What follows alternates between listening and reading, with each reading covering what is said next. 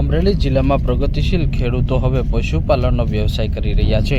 પશુપાલનના વ્યવસાય સાથે લાખો રૂપિયાની આવક પણ પશુપાલનમાંથી મેળવી રહ્યા છે। મારું ગામ ધારકણી, તાલુકો ધારી, જિલ્લો અમરેલી। મારું નામ ગજેરા સુભાષભાઈ હિંમતભાઈ। પછી મારું અહીંયા રહેવાનું, અહીંયા ખેતીનો ધંધો છે અને હારે પશુપાલનનો ધંધો છે। પશુમાં 6 ભેહું છે, 2 ગાવું છે, ગીર ગાવું, એના 2 ઓળકા છે, પછી 4-5 જેવી ખડાયું છે, એટલે અત્યારે 4-5 જેવા ઢોર દૂધણા છે। ખેતીની હારે અમે પશુપાલનનો ધંધો હારે મિક્સમાં હાકીએ છીએ, તો દૂધમાં અટાણે સારું એવું પ્રોફિટ રહે છે। અમારે મજૂર હોય એટલે વાડીઓમાં દૂધ આપવાનું હોય, ઘરે ખાવામાં જોઈએ, પછી આપણે ઘી બનાવતા હોય તો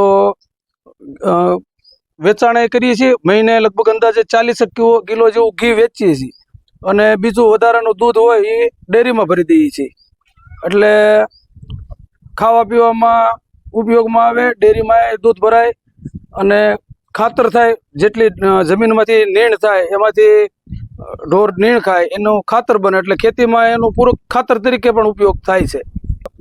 એમાં શ્રેષ્ઠ પશુપાલકોમાં મારો બીજો નંબર આવેલો છે, અને એમાં 10,000 રૂપિયા એનું પ્રોત્સાહિત ઇનામ મળેલું છે। અમરેલી જિલ્લામાં પ્રગતિશીલ ખેડૂતો પશુપાલનનો વ્યવસાય કરી રહ્યા છે। પશુપાલનના વ્યવસાયમાંથી પણ સારી આવક મેળવી રહ્યા છે। અમરેલી જિલ્લામાં શ્રેષ્ઠ પશુપાલકની સ્પર્ધા યોજાઈ હતી। આ સ્પર્ધાની અંદર ખેડૂતનો બીજો નંબર આવ્યો હતો, અને ખેડૂતને પ્રોત્સાહન રૂપી 10,000નું ઇનામ પણ આપવામાં આવ્યું હતું। અમરેલી જિલ્લા પશુપાલન વિભાગ દ્વારા દર વર્ષે અમરેલી જિલ્લામાં શ્રેષ્ઠ પશુપાલકોની હરીફાઈનું આયોજન કરવામાં આવે છે।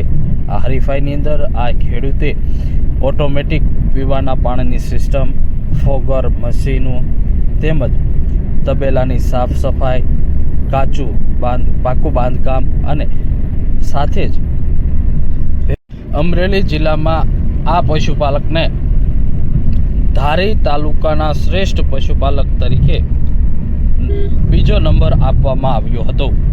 પશુપાલક ચાફ કટર દ્વારા ગાયો અને ભેંસને ઘાસ આપે છે, તેમજ સાર સંભાળ રાખે છે અને સાફ સુથરો તબેલો રાખે છે, જેથી પશુપાલકને બીજો નંબર આપવામાં આવ્યો છે। પશુપાલક દૂધનું વેચાણની સાથે ઘીનું વેચાણ કરે છે, અંદાજિત 40 કિલો જેટલું ઘી ઉત્પાદન કરી વેચાણ કરે છે।